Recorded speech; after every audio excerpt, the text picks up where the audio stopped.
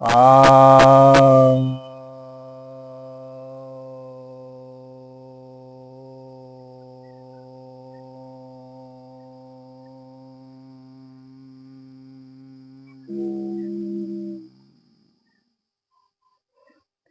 सभी भक्तजनों को सप्रेम नमन।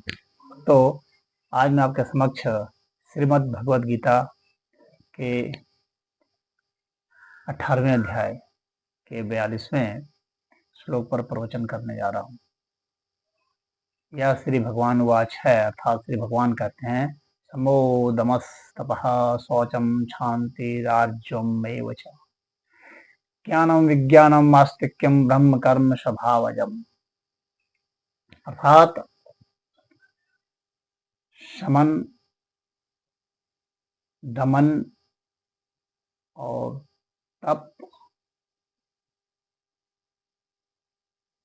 पवित्रता, सरलता, क्षमा करना, ज्ञान विज्ञान और आस्तिकता, ये स्वाभाविक रूप से ब्रह्म कर्म है।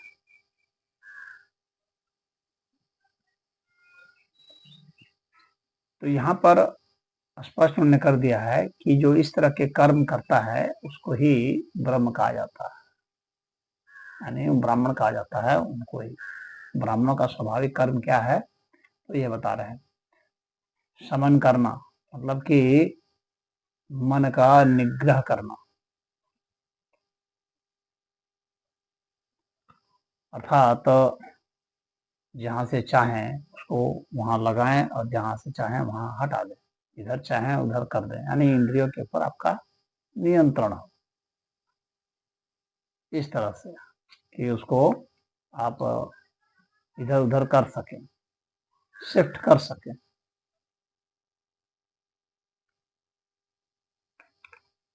मतलब बुरी चीजों से हटा करके अच्छी चीजों में ला सके,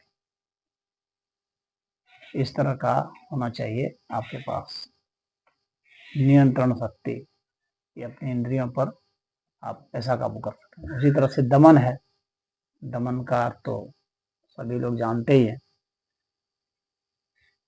इंद्रियों के पर नियंत्रण कर लेना वह दमन है, इंद्रियों को वश में कर लेना। और इसके लिए जो साधना करनी पड़ती है, तप करना पड़ता है, उसके विषय में कहा जा रहा है। इसलिए अगला जो शब्द है वो तप है कि भाई समन और दमन करेंगे तो कैसे करेंगे, तप से करेंगे, तप से ही समन और दमन संभव है। तप का मतलब हो गया कि एक शारीरिक तप हो गया, एक मानसिक तप हो गया, अंतःकरण का तप हो गया, प्राणों का तप हो गया। तो कई तरह से तप होते हैं। तो शरीर, वाणी और मन तो ये तो हैं, इनके साथ साथ प्राणों के ऊपर भी तप किया जाता है। तो जब उनके ऊपर साधना करेंगे तो उनको अपने नियंत्रण में ले लेंगे, यानी आपकी जैसी इच्छा है, जब इच्छा है तब बोलेंगे, जैसा चाहेंगे वैसा बोलेंगे, चुप रहना चाहेंगे चुप रहेंगे, सांस जिस तरह से चलाना चाहेंगे उस तरह से सांस चलेंगे, जिससे मनोभावना जो है काबू में है। विचार शक्ति पर नियंत्रण कर लेना, तो ये तप है। फिर है शौचम, यानी पवित्रता, हर चीज में, सिर्फ शरीर के ही नहीं, मन को साफ सुथरा रखना, मन में किसी के प्रति ईर्ष्या द्वेष राग द्वेष ये सब भावना नहीं रखना। वही जो मल है, मन के अहंकार करना, घमंड करना, इस तरह के जो मल हैं, तो उन मलों को निकालना।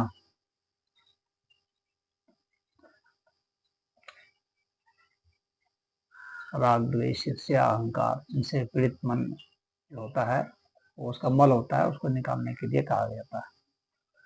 सफाई उसी की होती है।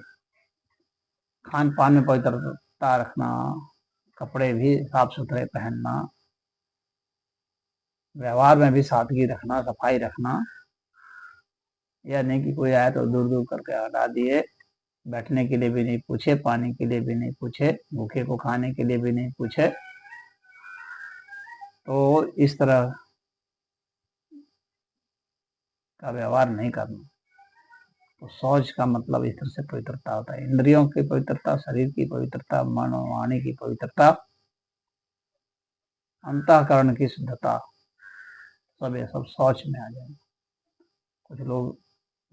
कुछ लोग जो है ना, जो सिर्फ नहाने को ही सोचते हैं, शुद्धता पवित्रता, उसकी बात यहाँ नहीं की जा रही। वह एक कर्म में है और बहुत गहराई का अर्थ लिया हुआ है। फिर शांति है। शांति का अर्थ है कि किसी को क्षमा कर देना बिना किसी राग द्वेष के, उसके प्रति मन में कोई कटुता की भावना नहीं रखना, यह शांति है। तो किसी ने अपमान कर दिया, किसी ने नुकसान कर दिया, किसी ने निंदा कर दी, किसी ने दुख दे दिया, किसी ने कष्ट दिया, तो अगर आप में दंड देने की भी क्षमता है तो दंड नहीं देंगे, क्षमा कर देंगे उसे। क्षमा बहुत बड़ा धर्म माना गया है।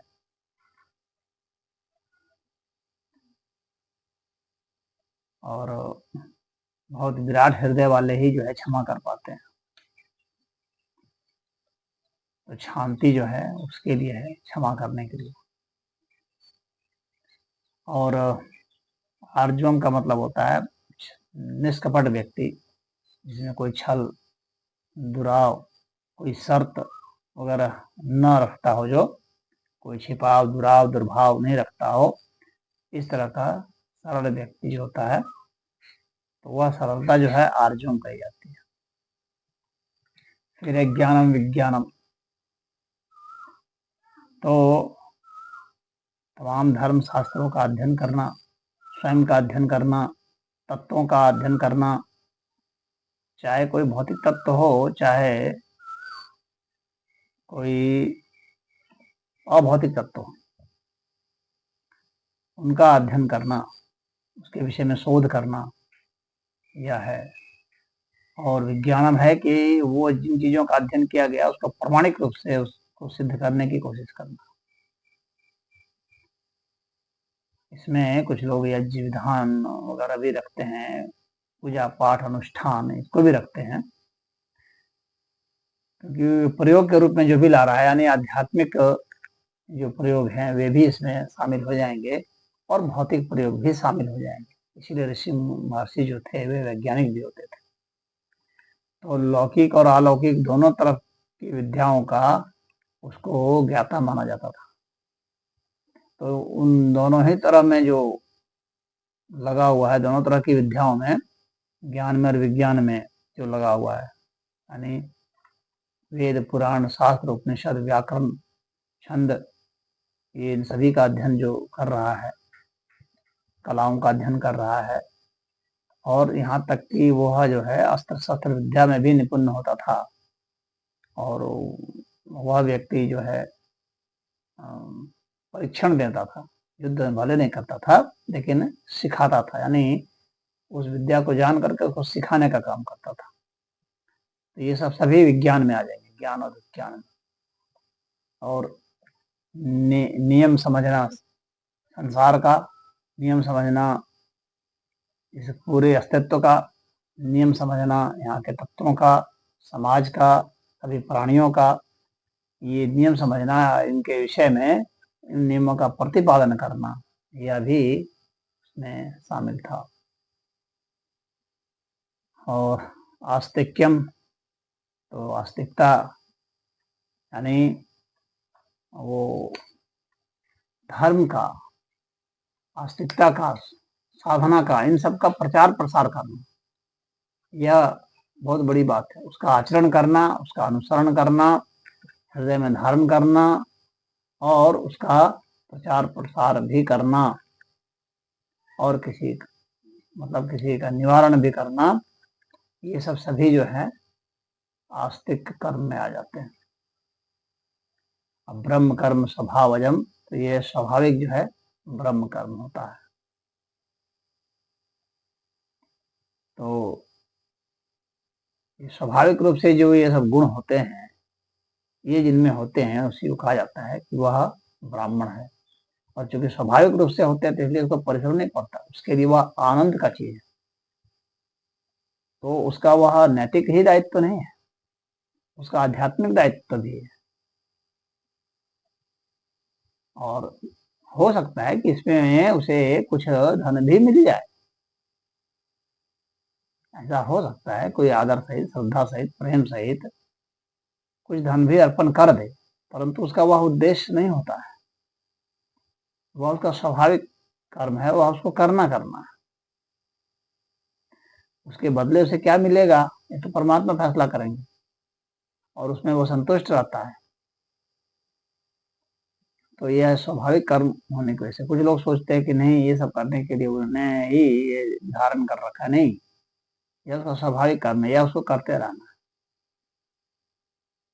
बिना किसी अपेक्षा के। सत्संग, प्रवचन, साधना बताते रहना बिना किसी लोभ के, बिना किसी दबाव के, सही बात को कहते रहना, ये ब्रह्म कर्म है, ये ब्राह्मणों का स्वाभाविक कर्म है। और इसके लिए उन्होंने अपने प्राणों तक को उत्सर्ग किया है, इसलिए ब्राह्मणों की बहुत बड़ी भूमिका है। सनातन धर्म की रक्षा में ब्राह्मणों की बहुत बड़ी भूमिका है, यानी इस तरह के कर्म करने वालों की बहुत बड़ी भूमिका है, तभी जो है सनातन धर्म स्थिर है। तो मोक्ष जो है तभी संभव है जब हम ब्रह्म कर्म की ओर अग्रसर रहें, स्वयं भी और दूसरे को भी अग्रसर कराएं, दूसरे को भी बताएं। कृण्वन्तो विश्वम आर्यम, सबको ही आर्य बनाया जाए, यह हमारा ध्येय होना चाहिए। तो यह उनके स्वाभाविक कर्म है, यह कोई ऐसा नहीं है कि अस्वाभाविक कर्म नहीं है, कोई थोपा हुआ नहीं है, किसी ने वह नहीं किया है, आदेशात्मक नहीं है, यह उनके स्वभाव से ही प्रस्फुटित होता है अपने आप। जैसे कि सूर्य से रोशनी हमें प्राप्त होती है, सूर्य स्वभावतः रोशनी देता है, ऐसा नहीं है कि कहीं पर देता है कहीं नहीं देता है, कहीं चॉइस करके नहीं, किसी के दबाव में, प्रेशर में नहीं, स्वभाव है उसका, वो देता ही रहेगा। तो ब्रह्म कर्म जो है वो स्वाभाविक रूप से ये होता है। तो ये में सत्य गुण की जो है प्रधानता होने से ही ये सब कर्म हो पाते हैं। तो ये ब्राह्मण कर्म है। यहाँ पर ब्राह्मण जो है वर्ण है, किस तरह का वर्ण होता है, ऐसा नहीं सोचना चाहिए कि किसी जाति विशेष को यहाँ कहा जा रहा है, जाति विशेष का यहाँ बात नहीं है, यहाँ तो वर्ण की बात है। यानी आपकी सोच वैसी है, आपके विचार वैसे हैं, आपके कर्म वैसे हैं, आपकी भावना वैसी है, तो आप वो हैं। आप कहाँ जन्मे हैं, कैसे जन्मे हैं, इसका कोई लेना देना नहीं। इसलिए यहाँ कहा गया है ब्रह्म कर्म स्वभाव, स्वभाव से उत्पन्न, स्वभावजम, स्वभाव से उत्पन्न। तो इसमें इतना ही। हरिओम।